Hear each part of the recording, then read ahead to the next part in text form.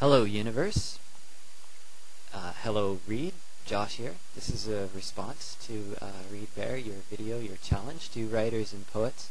I left a couple of text comments at the bottom of your video wherein you read the poem Tyger, Tyger, Burning Bright, etc. And my answer to your question is the essential feminine element of the poem, of Blake's Tyger. My initial answer, my guess, was the feminine element is the creator, to which you responded, which creator? The creator of the poem, possibly? Now that isn't an answer I'd considered. I had just thought, well, the essential feminine element of the poem seemed to be whoever or whatever had created the tiger. I don't know if I have a lot of evidence for that, although one of the things that I pointed out was the fact that the poem describes the very muscles of the tigers being knit together, which is also imagery used in the Bible. When I believe it's David mentions the Lord knitting him together in his mother's womb. And the other thing is that Blake refers to the tiger's heart beginning to beat. At some point, a fetus's heart begins to beat. It doesn't start off life with a heartbeat. So the reason I'm making this a video response is because I can, because the text comments seem to be rather, they don't always work. So hopefully a video response will both carry more weight and will also actually show up when I hit the post button. Okay, on to the answer to your challenge.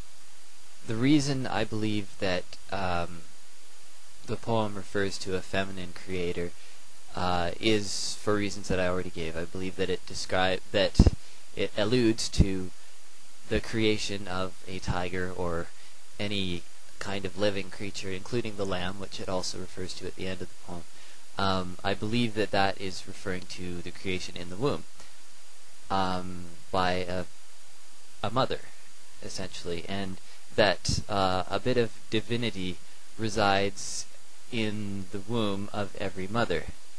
But you pointed out that creator could possibly refer to creator of the poem, and that possibly the voice of the poem was a feminine voice.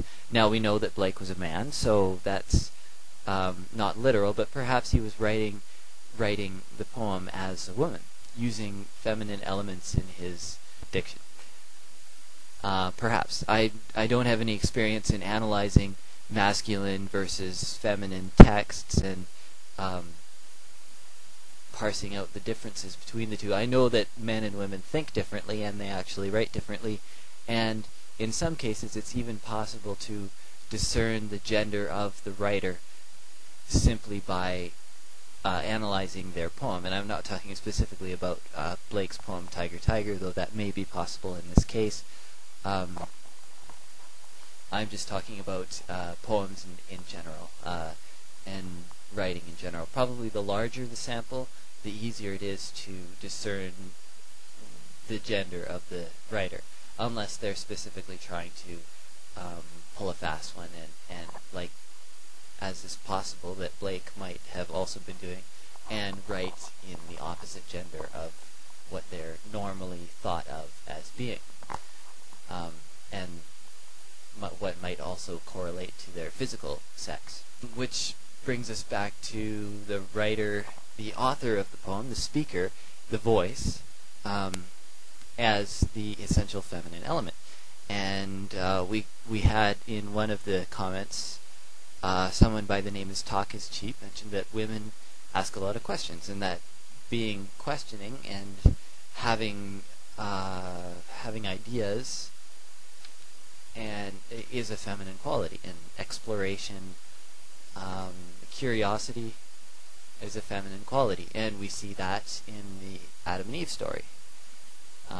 Eve seeks knowledge. She wants to know the difference between good and evil, and we all know how that turned out. And yeah, the the mythologies of the world are full of examples of curious women. Pandora. Anyways. So that's interesting that there are questions, and there maybe a masculine response to the tiger, and that's what I think this poem appears to be. Appears to be someone viewing or gazing at the tiger and formulating a mental response into a poem, which I believe that poetry generally is. It's a response to a visual aspect of the universe. Not always visual with the eyes, but often, very often, visual in some way, like conceptual. Even if it's not physically visible, it's a vision. And that I find fascinating in and of itself. As regards to this poem, back on topic. Yes, it is possible that the voice is feminine. I'm not sure if I can definitively say that the voice is feminine. Maybe it suffices that it asks questions, that it's questioning, curious. Where did the tiger come from? And that's my next point. I think the essential question of the poem, or the essential what it's getting at, is where did this tiger come from? And that's the question that's never answered in the poem. Did he who made the lamb also make the tiger? Where did the tiger come from? And why is it here? What is its purpose? What caused the tiger to be? And there are a number of answers to this. Number of possible